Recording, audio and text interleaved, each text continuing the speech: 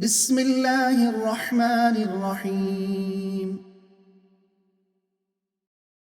إن الله لا يغفر أن يشرك به ويغفر ما دون ذلك لمن يشاء ومن يشرك بالله فقد ضل ضلالا بعيدا.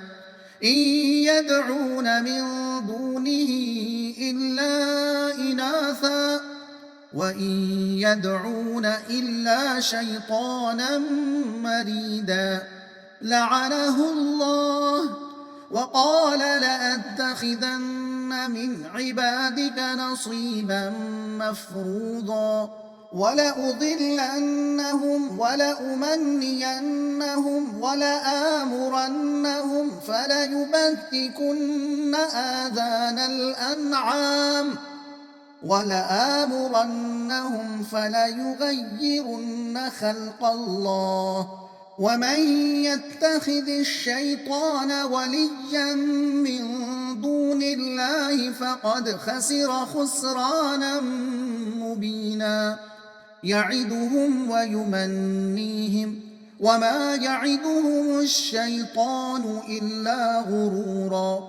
أولئك مأواهم جهنم ولا يجدون عنها محيصا. والذين آمنوا وعملوا الصالحات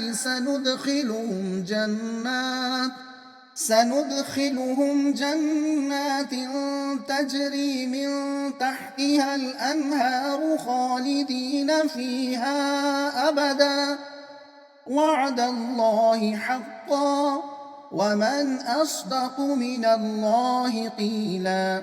ليس بأمانيكم ولا أماني أهل الكتاب من يعمل سوءا يجز به ولا يجد له من دون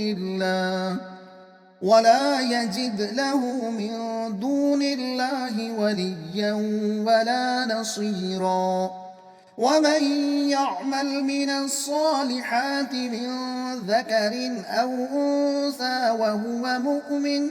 وهو مؤمن فأولئك يدخلون الجنة ولا يظلمون نقيرا. ومن أحسن دينا ممن أسلم وجهه لله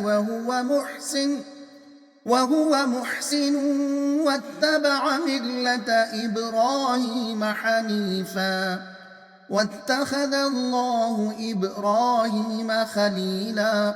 ولله ما في السماوات وما في الأرض وكان الله بكل شيء محيطا.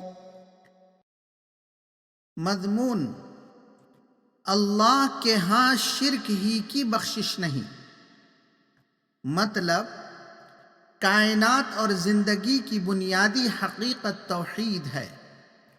जो शख्स शिर्क करता है वो राह रास्त से दूर भटक जाता है। मुशरिकीन शैतान के पैरों होते हैं जो औलाद आदम का अज़ली दुश्मन है। वो अपने पैरों को बातिल आरजुओं और झूठी उम्मीदों में उलझाए रखता है। इसके सारे वादे सरतापा फरेब ही फरेब होते हैं।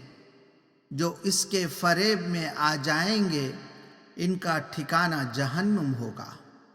मगर वो लोग जो ईमान लाएं और नेक अमल करें, खाह मर्द हो या औरत, इनके लिए जन्नत अल्लाह का सच्चा वादा है। भला अल्लाह से बढ़कर कौन अपनी बात में सच्चा होगा।